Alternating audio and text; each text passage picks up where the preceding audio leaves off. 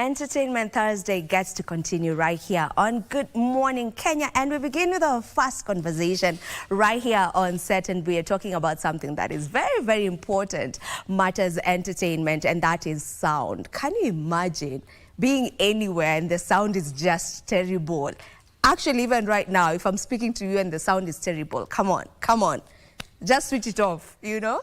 Yeah, so we're going to be talking about the importance of good sound when it comes to specifically events and entertainment events, to be specific. And who else to join me on this set rather than or other than someone who's been doing sound engineering for years, more than 20 years of experience. I am speaking about the one and only Byron Bell. How are you? Oh my God, you're too kind. What's your M-Pesa number? I need to come on, give me your phone.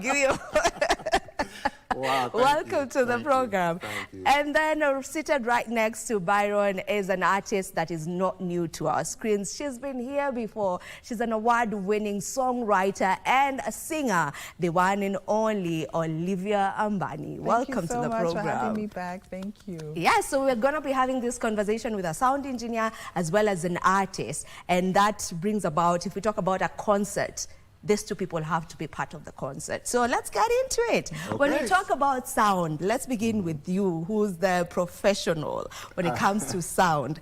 When you just talk about sound, like what are you envisioning when you hear the word sound? Okay, so when you talk about a live event, right, we're talking about, we want to make sure that we can amplify the voices that are on stage and the instruments that are on stage with clarity and fidelity, so that the audience can have an enjoyment and experience that everyone else can enjoy. If we were doing a living room set, we most likely wouldn't need sound equipment and microphones, but when we're in a larger setting, we want to be able to amplify what's being performed on stage so that everyone in the audience can have the experience of listening to the artists that are on stage. Yeah. So that's usually the vision of sound and live events. When it comes to live events. Now, Olivia, have you ever been at a concert or an event whereby you were performing and the sound was just terrible? I'm sure you have. I have several. Sadly, yeah.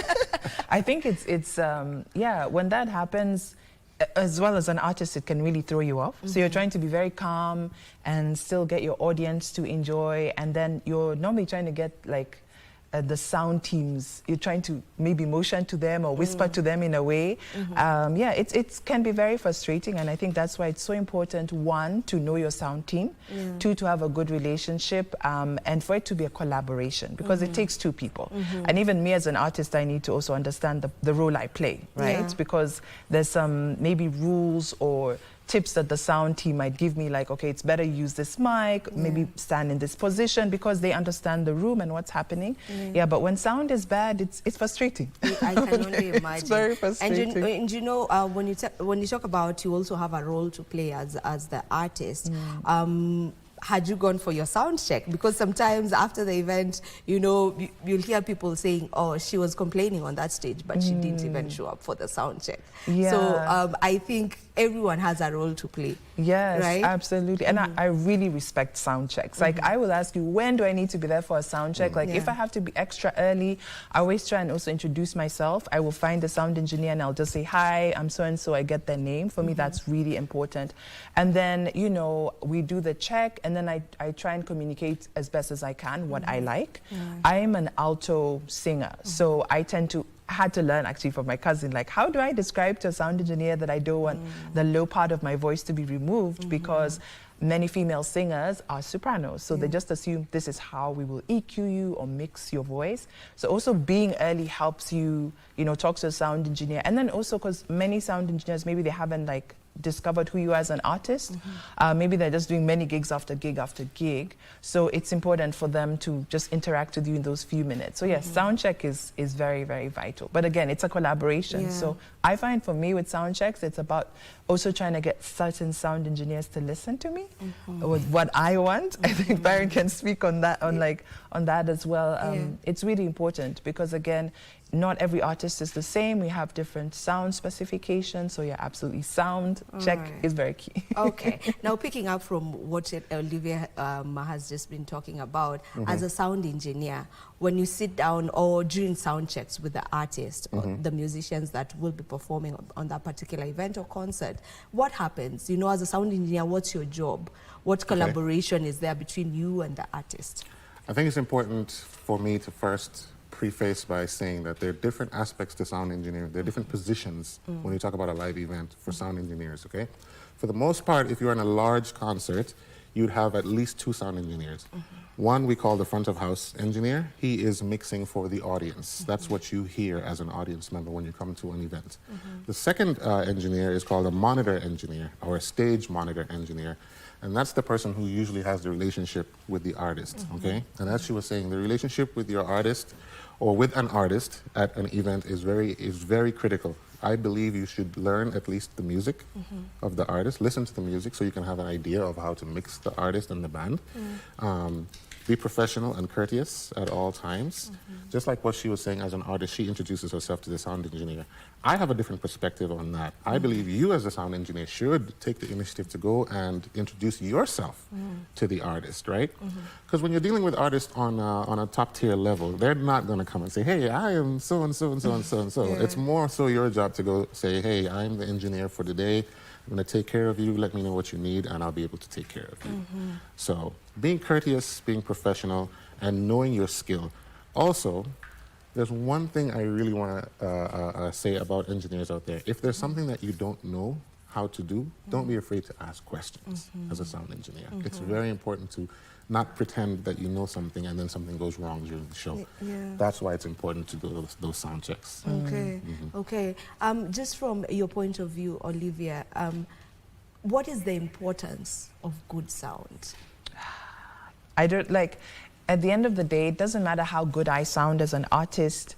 If the audience, it's about the experience, right? When someone comes to see your show, they want to experience not just you looking good, the sound, and especially as a musician, if you close your eyes and you don't hear something good, you know, it's very frustrating. And even if you look at even content creation, you might find like a video, the visuals are not that strong, but if the sound is good, it does something to the mind, and you kind of like, it's okay.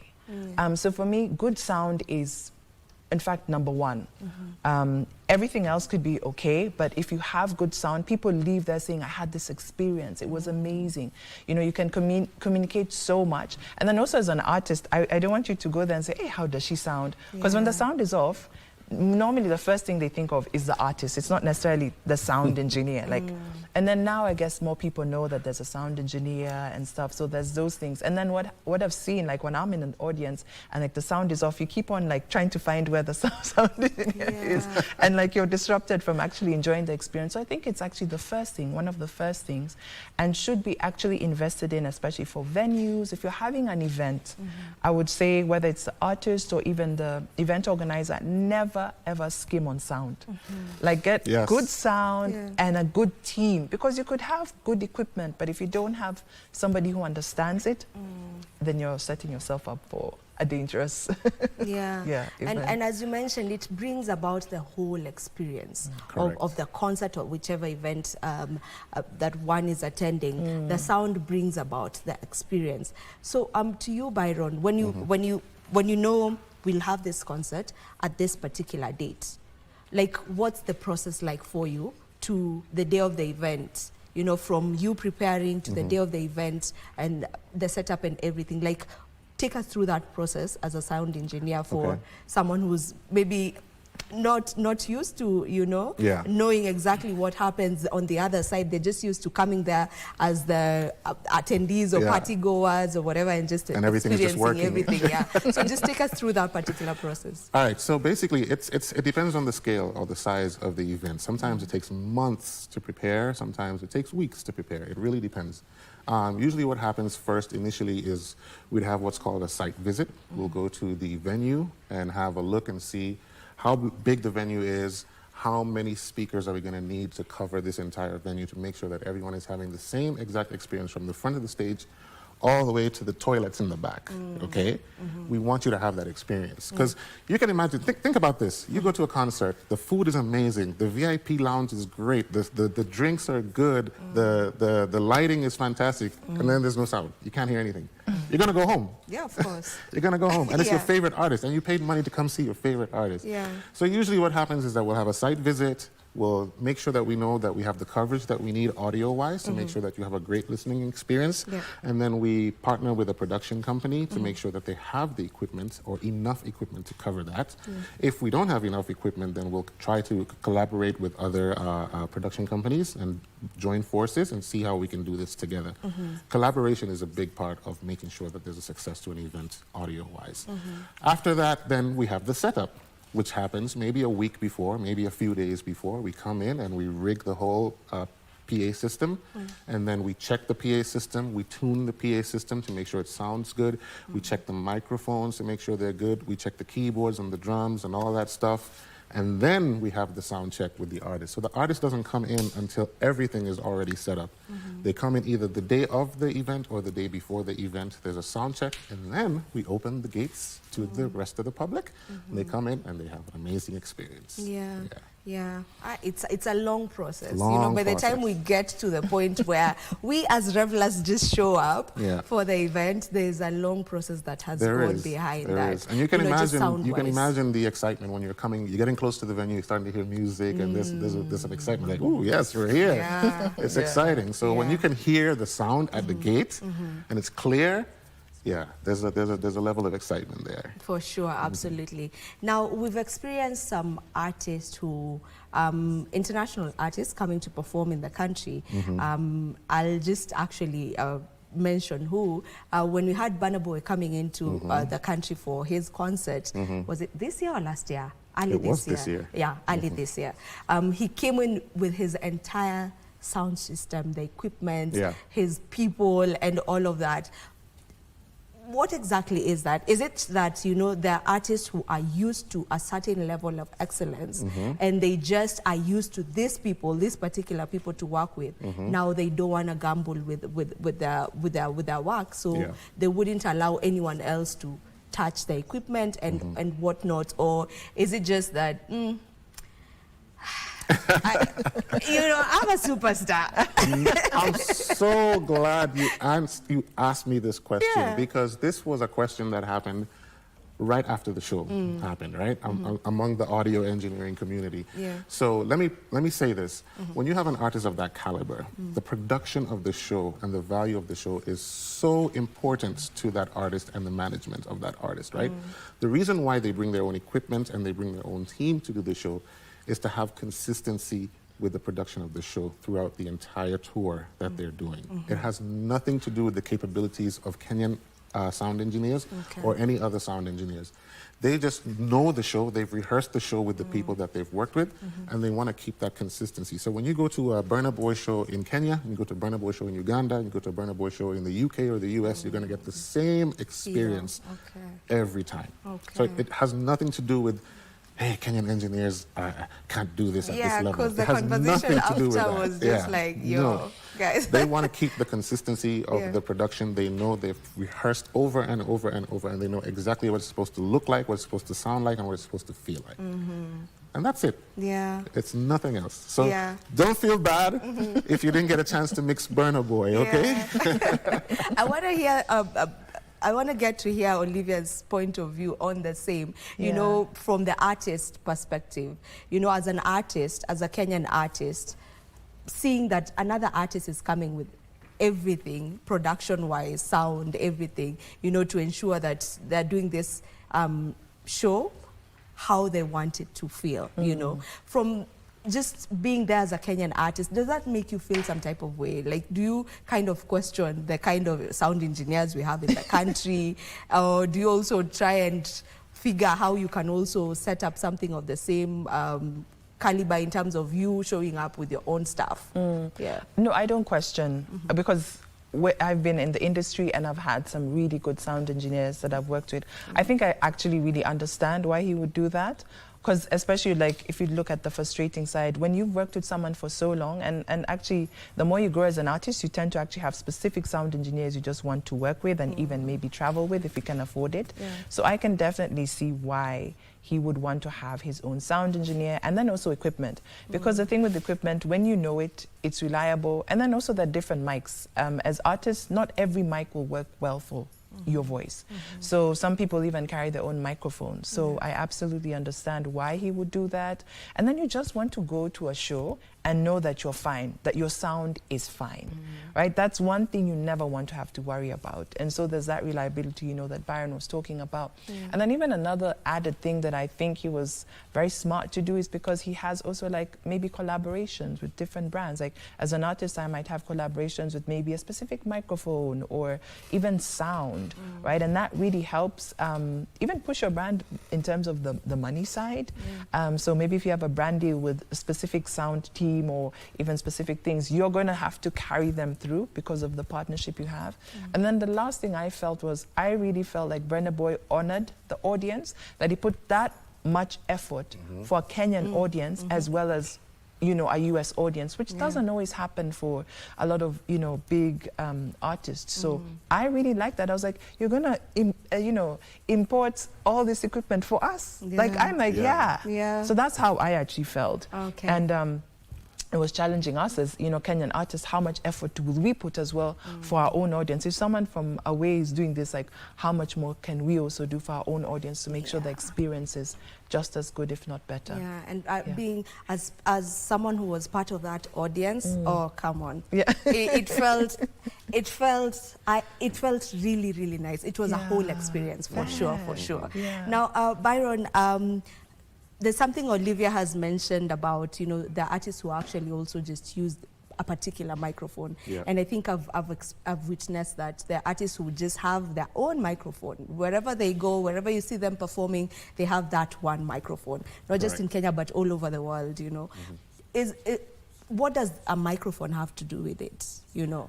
That's a great question. So that takes years of understanding, from a sound engineer's perspective, that takes years of understanding your artist, right? It's the same thing when you go to a studio to record a record. Certain microphones might not just work for certain voices. It just doesn't work. It doesn't sound good. So you try different microphones over a period of time, and then you find one that's, oh, it's perfect. This is the one that works for you. This is the one that works for me. And that takes time. It takes experience, and it makes the job easier for the sound engineer, because usually when you have to deal with a mic that doesn't really work with your artist, you're fighting to get that microphone to sound right, so that the audience can experience that voice that they hear on the records. It's basically, we want to make sure that you as an artist are sounding the way you sounded like when you recorded the record, okay? The microphones that are used in the studio are different from the ones that are used in live. So you try to get a microphone that sounds as close to the ones that you recorded with. And that makes a huge difference in how it sounds. Because you had a testament to that when you went to the Burna Boy show. He sounded exactly like what he sounded like on the record. You went there, it's like, it sounds like, they used to say, it sounds like the CD. That's something that people used to say all the time, right? It takes time to get to that. I'm pretty sure if Burna Boy was here, he'll tell you the same thing. I've used this mic, I've used that mic, and this one, I didn't like this one. And it's a conversation between the artist and the sound engineer, and them understanding each other. So it has a lot to do with you having good sound, or you having us experience you the same way we do in your records. That is always the goal. Yeah. That is always the goal. Yeah.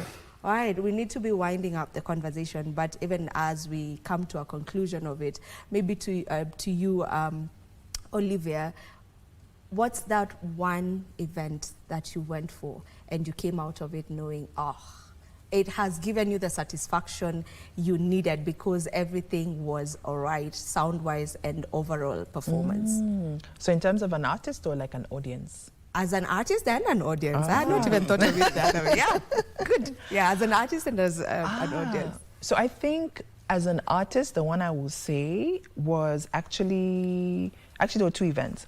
One was one I did with June Gashui, one of my very first performances. It was her June, right? Yeah. June at 20, like her very first massive show. I remember walking on stage and I was terrified, but when the band sounded amazing, like I calmed down, and then when I was singing, like I could hear how good I sounded. I was like, oh, this is it. This is the only sound. It's the best sort of, it actually calms you down as an artist. And then the second one was one I recently did at Gecko Cafe. It was a very intimate, like a lot smaller show. But then also with smaller shows, sound has to be good because you will hear when it's bad. Because if the room is, not that big, you will hear the feedback, like everything carries. Yeah. So that one, it was a very intimate show, but the sound was really good. And then it was also live streaming, so I was able to like hear it again. I was like, oh, that's how good the sound was. So those are the 2 shows. It was for the Acoustic Bear sessions, really nice show. And so those are 2 that I'd say, yeah, the sound made me great. It made me feel really great as an artist. As an audience member, let me see. That's a very good question. As an audience member, actually, it was actually more like a DJ live set. I think it was when Black Coffee came to Kenya. Yeah, and there was also my cousin DJ Vidza who was playing. So I got to experience it both in the audience and I got to go on stage with her and just listen, and the sound was amazing. Yes. Like whether you were at the back, whether you were on stage, whether in the middle, I was like, they really gave that whole rounded experience. So that one I would say was like, Yes. I agree, because I've been to a Black Coffee event and I get you. Now to you, Byron, what's a bad day in the office like? You've done this for 20 years. Oh, when a drummer's throwing a drumstick at you because he can't hear himself. On stage, that's Like a very bad day. Absolutely. Let me tell you something. When you are a sound engineer, your emotions, you have to throw them out the door because you're there to do a job, right? A bad day in the office is when my band and my artists it's a bad day. They can't hear themselves. It's not working. You're trying everything and it's just not working. Yeah. It's just a bad day. Just a bad day. Yeah. Do better next time. Yeah. Do better next time. Okay. And if you don't mind, I know we got to wrap up. Your producers are in your ear. Yes, the master class. I just want to talk about why I'm here, right? Yes. So we started a audio masterclass in Nairobi, Kenya in 2023. And we're doing the 2025 edition in October. The dates are 14th to 17th. Of October. Tickets are available on MOOC.com. If you are a sound engineer, if you are a DJ, if you are a television sound person, if you are a church sound person, this is for you. So what we do is we bring international touring sound engineers, like the ones for Burna Boy, and they come in and they mentor and empower our sound engineers in Kenya. And we have different brands and companies that are sponsoring us, and they're going to give us empowerment equipment and goodies and giveaways, and we just have a great time for 4 days. And what we do after that is that we pair our Kenyan sound engineers to be mentored by some of these international sound engineers as well. And the first time we did it, it was overwhelmingly successful. We couldn't believe it, right? Yeah. Like you said, I'm just a sound engineer. I don't know anything about putting together an actual event for sound engineers, but it went so well. It went so well. And I'm encouraging every sound engineer, every DJ, anyone who is interested in sound, no matter your skill level, come to the masterclass in October. All right, there we have it. Your final remarks? Yeah, I think like it's collaboration between sound engineer and artist, and I highly recommend, even some artists, I would really encourage you to come to the sound, the Advancing Audio Masterclass. I was part of it, also in terms of marketing. I learned so much. So now when I was talking to the sound engineers, I'm like, yeah, I know the terminology, but I was also able to understand why they tell you to do certain things. So yeah, absolutely. I think it's a collaboration, and I hope to see more of that between artists and sound engineer. Okay, thank you so much, Olivia. Thank you so much, Byron, for joining us for this conversation. It was a beautiful one. I am sure that you back at home got to learn a thing or two, especially if you are an aspiring sound engineer, or if you are already in the sound engineering space, and if you want to hone your skills, you definitely know where to go. They have that masterclass happening in October. It is always good to work on yourself, work on you, always keep upskilling, always keep honing your skills. That's the only way to go, and that's the way to distinct yourself from everyone else, and have people say that, yes, That's the person I want. This is where we end this conversation, but don't go too far. Entertainment Thursday gets to continue. Of course, my DJ, Unique the DJ, is on set and he will be giving you nothing but good music. Don't go too far. And then later on, we'll be having a link with Mike Migwe, who is in Gilgil for the NYS Pass Out. Don't go too far.